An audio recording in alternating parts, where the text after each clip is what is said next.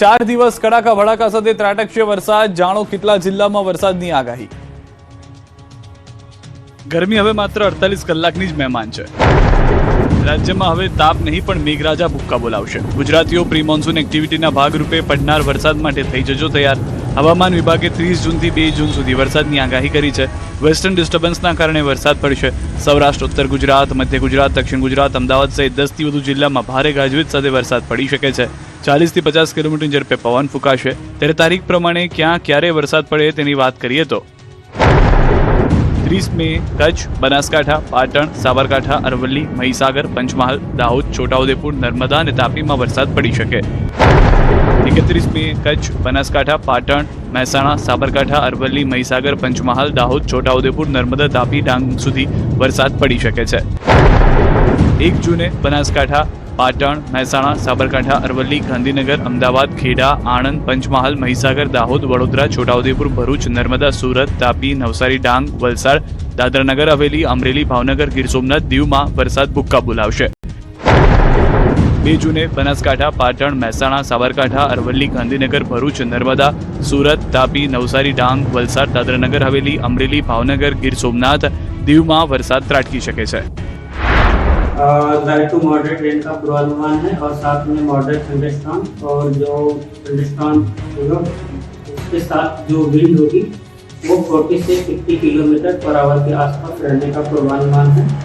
और डे 4, 5 और 6 में गुजरात रीजन में आइसोलेटेड प्लेसेस पे हेवी रेनफॉल की वार्निंग है। 26 મીએ 8 મહાનગરપાલિકાના મેયરની જાહેરાત બાદ આજે બાકીની 7 મનપાના હોદ્દેદારોની વરણી કરાઈ। ગુજરાતની વિવિધ મહાનગરપાલિકાઓમાં નવા મેયર અને હોદ્દેદારોની જાહેરાત થઈ। 15 મનપાની ચૂંટણી યોજાઈ। પરિણામના 1 મહિના બાદ 8 મનપાના હોદ્દેદારોની વરણીના 2 દિવસ બાદ ગુરુવારે બાકીની 7 મનપાના મેયરોના નામની જાહેરાત કરવામાં આવી। રાજકોટ મહાનગરપાલિકામાં મેયર તરીકે નિહલ શુક્લના નામની જાહેરાત થઈ। ત્યારે ડેપ્યુટી મેયર પદે દક્ષાબેન વસાણી, સ્ટેન્ડિંગ કમિટીના ચેરમેન પદે પરેશ પીપળિયાની જાહેરાત, શાસક પક્ષના નેતા પદે ઓબીસી સમાજથી આવતા હિરેન ખીમાણીયા, દંડક તરીકે ક્ષત્રિય સમાજથી આવતા સંજયસિંહ રાણાની નામની જાહેરાત કરાઈ છે। રાજકોટ મેયર બન્યા બાદ નિહલ શુક્લાએ સ્વર્ગસ્થ પૂર્વ મુખ્યમંત્રી વિજય રૂપાણીના પત્ની અંજલિ રૂપાણીની મુલાકાત લીધી। રૂપાણીના નિવાસે પહોંચી આશીર્વાદ લીધા। નિહલ શુક્લાએ સ્વર્ગીય પૂર્વ મુખ્યમંત્રી વિજય રૂપાણીની છબી પાસે મસ્તક ઝુકાવી શ્રદ્ધાંજલિ અર્પણ કરી હતી। તો સુરેન્દ્રનગર મહાનગરપાલિકામાં ભાજપની ભવ્ય જીત બાદ મેયર તરીકે રાકેશભાઈ રાઠોડ, ડેપ્યુટી મેયર તરીકે સ્મિતાબેન રાવલ, કારોબારી સમિતિના ચેરમેન તરીકે નિખિલભાઈ ચાંપાનેરી, શાસક પક્ષના નેતા તરીકે પિન્ટુબેન આસાણીયા અને દંડક તરીકે સ્વાતિબેન માંડલિયા સર્વાનુમતે વરણી કરવામાં આવી। મનપાના 5માંથી 3 મહત્વના હોદ્દા મહિલાઓને મળ્યા હતા। વડોદરા મહાનગરપાલિકાની નવી ટર્મની પ્રથમ સામાન્ય સભામાં ગીતાબેન મકવાણા નવા મેયર અને આદિત્ય પટેલ ડેપ્યુટી મેયર તરીકે ચૂંટાયા। ખંડેરાવ માર્કેટ સ્થિત સભા હોલમાં યોજાયેલી બેઠકમાં શ્વેતા માછીને શાસક પક્ષના નેતા અને વિજય ચૌહાણને દંડક તરીકે જાહેર કરવામાં આવ્યા। ત્યારબાદ નવા મેયર સાથે સ્થાયી સમિતિના 12 સભ્યોના નામોની જાહેરાત કરવામાં આવી અને પ્રથમ બેઠકમાં વર્ષા વ્યાસ સ્થાયી સમિતિના ચેરમેન તરીકે બિનહરીફ ચૂંટાઈ આવ્યા।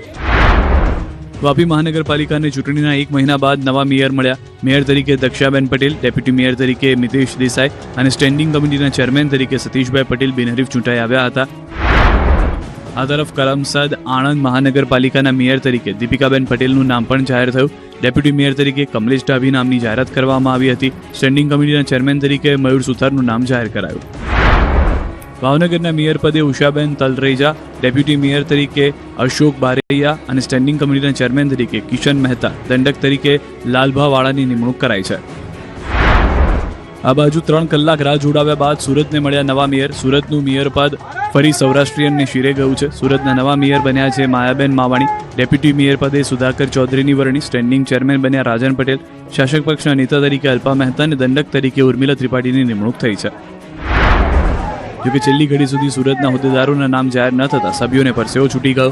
3 કલાકથી નામો જાહેર ન થતા ઉત્તેજનાભર્યા માહોલ સર્જાઈ ગયો હતો। ભાજપના ચૂંટાયેલા તમામ 115 જિલ્લા કોર્પોરેટર 3 કલાક સુધી બેઠા રહ્યા। કલાકોથી એક જ જગ્યા પર બેસીને પરસેવો છૂટી ગયો, જેને પગલે ગાંધીનગર સુધી ફોન લગાવવામાં આવ્યા હતા। ઇતિહાસમાં કદાચ પહેલીવાર એવું બન્યું હશે કે રાજ્યની અન્ય મનપાના હોદ્દેદારોના નામ જાહેર થઈ ગયા હોય, પણ સુરત મનપાના મેયર, ડેપ્યુટી મેયર માટે આટલી લાંબી રાહ જોવી પડી હોય। અમદાવાદમાં ફાયરિંગ કરી દાદાગીરી કરનાર પૂર્વ ડીવાયએસપીએ પોલીસ સ્ટેશનમાં ડ્રામા કર્યો। અમદાવાદમાં ભડાકા કરીને રોફ જમાવનાર નિવૃત્ત ડીવાયએસપી આખરે પોલીસના સકંજામાં આવી ગયા છે. વર્દી ગઈ પણ પાવર યથાવત રાખતા નિવૃત્ત ડીવાયએસપી સાહેબે ધોળા દિવસે ભડાકા કર્યા.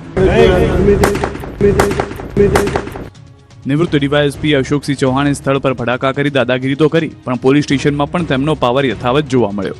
પોલીસ સ્ટેશનમાં હાઈ વોલ્ટેજ ડ્રામા કર્યો અને પોલીસ સ્ટેશન માથે લીધું. 2 પોલીસ કોન્સ્ટેબલે નિવૃત્ત ડીવાયએસપીને ધક્કા મારીને લોકઅપમાં ધકેલી દીધા હતા. સેટેલાઇટ પોલીસ સ્ટેશનમાં હાઈ વોલ્ટેજ ડ્રામા સર્જાયો હતો. અમદાવાદના નહેરુનગર વિસ્તારમાં જમીન મુદ્દે દાદાગીરી કરનાર નિવૃત્ત ડીવાયએસપી અશોકસિંહ ચૌહાણ પોલીસને પકડી પાડ્યા હતા. ત્યારબાદ તેમની શાન ઠેકાણે આવી ન હતી. ગઈકાલે જમીન દસ્તાવેજ અને ભાડાના નાણાં પરત માંગવાના વિવાદમાં નિવૃત્ત ડીવાયએસપી અશોકસિંહ ચૌહાણે પોતાના અંગત હથિયાર વડે 5 રાઉન્ડ ફાયરિંગ કર્યું. ફરિયાદી પક્ષના આક્ષેપ મુજબ ઘટના સ્થળે અશોકસિંહના પુત્ર સિદ્ધરાજ, પુત્રી અને નાનો દીકરો પણ હાજર હોવાનું કહેવાય રહ્યું છે. ફરિયાદીનો દાવો છે કે ભાડે લેવાલી જમીન પર લાખો રૂપિયાનું રોકાણ કરી પાથરણા માર્કેટ બનાવવામાં આવ્યું હતું, છતાં ફરી ભાડાની માંગ કરતા વિવાદ ઉગ્ર બન્યો હતો. સમગ્ર મામલે સેટેલાઇટ પોલીસ સ્ટેશનમાં ગુનો દાખલ કરી નિવૃત્ત ડીવાયએસપી સહિત 3 લોકોની ધરપકડ કરવામાં આવી છે. ત્યારે પોલીસ સ્ટેશનમાં ડીવાયએસપીએ મીડિયા સામે બોલવા ધમપછાડા કર્યા તો તેમની પુત્રીએ પોલીસ સાંભળતી ન હોવાનો આક્ષેપ કર્યો. આ બધા વચ્ચે ગઈકાલે ફાયરિંગ બાદ નિવૃત્ત પોલીસ અધિકારીને પોલીસની હાજરીમાં દાદાગીરી કરી તે વિડીયો સામે આવ્યો. દ્રશ્યોમાં જોઈ શકાય છે કે નિવૃત્ત ડીવાયએસપી સામે પોલીસ અધિકારીઓ પણ મૂક પ્રેક્ષક બની સમગ્ર તમાશો જોઈ રહ્યા છે. ફરિયાદ સાથે બોલાચાલી કરે છે. ત્યારબાદ નિવૃત્ત ડીવાયએસપી અશોકસિંહ ચૌહાણ મારી પર હુમલો થયો, સ્વ બચાવમાં ફાયરિંગ કર્યું હોવાનું બોલી રહ્યા છે. અને મારી ફરિયાદ લીધી નથી. બરાબર શું કેવું? મારી ફરિયાદ ગુંડાઓ મારી જમીનમાં મૂકી ગયા છે. 7 સિંહના મોત બાદ વન વિભાગથી લઈને સીએમ સુધીમાં દોડધામ. ગાંધીનગરમાં સીએમએ ઉચ્ચ સ્તરીય બેઠક કરી 17 સિંહોને આઇસોલેટ કરાયા.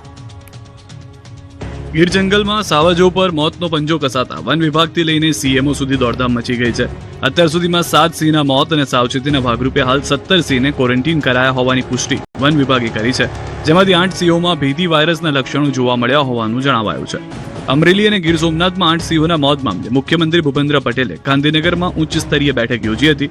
મુખ્યમંત્રીને સિંહોના મૃત્યુ સામે વન વિભાગે લીધેલા પગલાઓ અંગે માહિતી આપવામાં આવી હતી. બેઠકમાં વન પર્યાવરણ અગ્ર સચિવ ડોક્ટર વિનોદ રાવે માહિતી આપી કે 7 સિંહના મૃત્યુ જુદા જુદા વિસ્તારોમાં થયા છે. મૃત્યુ પામેલા સિંહમાં ભેદી વાયરસ ન હોવાનું સામે આવ્યું છે. સીડીવી વાયરસનો રિપોર્ટ આવશે. 1 સપ્તાહ બાદ સીવીડી વાયરસનો રિપોર્ટ આવ્યા બાદ આ વિસ્તારના કુલ 17 જેટલા સિંહોને આઇસોલેટ કરીને તેની કાળજી લેવામાં આવી રહી છે. 17 સિંહ પૈકી 8 સિંહમાં ભેદી વાયરસ જોવા મળ્યો છે. ગીર ગઢડા અને બાબરિયા વિસ્તારમાં 10 કિલોમીટરની ત્રિજ્યામાં રહેલા તમામ સિંહોનું સઘન મોનિટરિંગ કરવામાં આવી રહ્યું છે અને તેમનામાં કોઈ અન્ય બીમારીના લક્ષણો જણાઈ આવ્યા નથી. અમરેલી અને ભાવનગર જિલ્લાના મહેસૂલી વિસ્તારમાં પણ ચેકિંગ શરૂ છે. હાલ ડોક્ટરની ટીમ વાયરસથી સંક્રમિત સિંહને સારવાર આપી રહી છે. 12 ડોક્ટરની ટીમ રાત દિવસ સિંહોની કરી રહી છે સારવાર. જે સિંહ પહેલેથી બીમાર છે કે નહીં તેની ચકાસણી કરાઈ રહી છે. હાલ 250 જેટલા વન વિભાગના કર્મચારીઓ કામ કરી રહ્યા છે. 20 થી વધુ કર્મચારીઓ બહાર બોલાવાયા છે. તો વનધારાની ડોક્ટરની ટીમને જાણ કરવામાં આવી છે. જરૂર પડશે તો વનધારાના ડોક્ટરોની ટીમની મદદ પણ લેવાશે. ગુજરાતમાં કોંગોથી આવેલા મુસાફરોનો રિપોર્ટ નેગેટિવ આવ્યો. ઇબોલાને લઈને ગુજરાત માટે રાહતના સમાચાર આવ્યા છે. કોંગોથી ગુજરાત આવેલા મુસાફરોનો ઇબોલા વાયરસનો રિપોર્ટ નેગેટિવ આવ્યો છે. દર્દીના તમામ ટેસ્ટ નેગેટિવ આવ્યા છે. આ અંગેની જાણકારી ખુદ આરોગ્ય મંત્રી પ્રફુલ પાનસેરિયાએ પોસ્ટ કરીને આપી છે. તેમણે લોકોને ભય ન રાખવા અપીલ કરી, સાથે જ અફવાઓથી દૂર રહેવા લોકોને અપીલ કરી. બીજી તરફ આ દર્દીના સંપર્કમાં આવનાર લોકો ક્વોરન્ટીન કરાશે.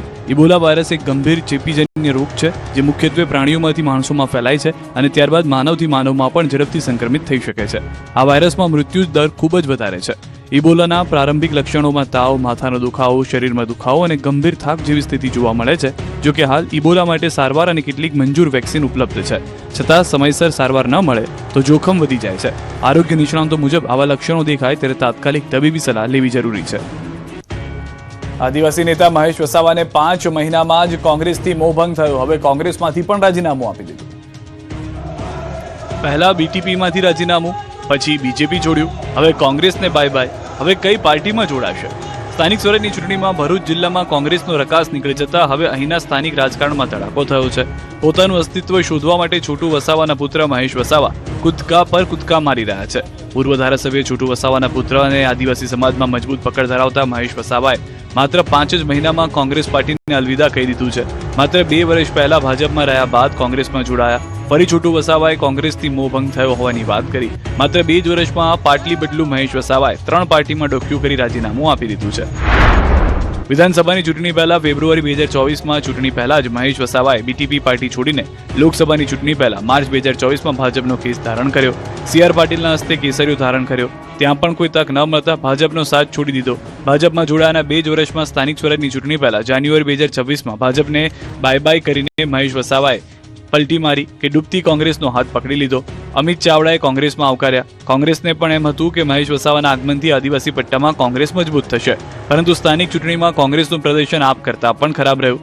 મહેશ વસાવા કંઈ ઉકાળી ન શક્યા એટલે માત્ર 6 મહિનામાં કોંગ્રેસને બાય બાય કહી દીધું. તેમણે પંચાયત ચૂંટણીઓમાં કોંગ્રેસે ઉમેદવારોની પસંદગીમાં સોદેબાજી કરી હોવાના ગંભીર આક્ષેપ કર્યા. ચૂંટણી પહેલા જ તેમના કોંગ્રેસમાં જોડાવાની પાર્ટીની આદિવાસી વિસ્તારમાં મોટી આશા હતી. જોકે અચાનક રાજીનામાથી જિલ્લામાં નવા રાજકીય સમીકરણો સર્જાયા છે. હવે તેઓ આગામી સમયમાં કયો નવો પક્ષ પકડશે તેના પર સૌની નજર ટકેલી છે. આજે કોંગ્રેસ છોડીને બાકીની પાર્ટીમાં એ મહેશભાઈ જવાના પ્રયત્ન કરે છે, ખાસ કરીને આમ આદમી પાર્ટીના સંપર્કમાં છે. વાલિયા તાલુકાનો જે આખો જે તાલુકા પંચાયત બની છે અને ઝઘડિયા તાલુકામાં પણ એમનો વિસ્તારની જે જિલ્લા પંચાયત આમ આદમી પાર્ટીની બની છે. તો મહેશ રાજકીય રીતના સ્થિર નથી અને આજે ખરેખર ટ્રાઇબલ પાર્ટીની જે તોડી હોય, નથી કોંગ્રેસે નુકસાન પહોંચાડી છોટુભાઈની વિચારધારાને કે નથી ભાજપે નુકસાન પહોંચાડી છે આમ આદમી પાર્ટી ચૈતર વસાવા. તો એ ચૈતર વસાવા સાથે એ મિલીભગત કરે છે. એ સમજાતું નથી કે એમની રાજનીતિ શું છે. નર્મદાના વરખડ ગામ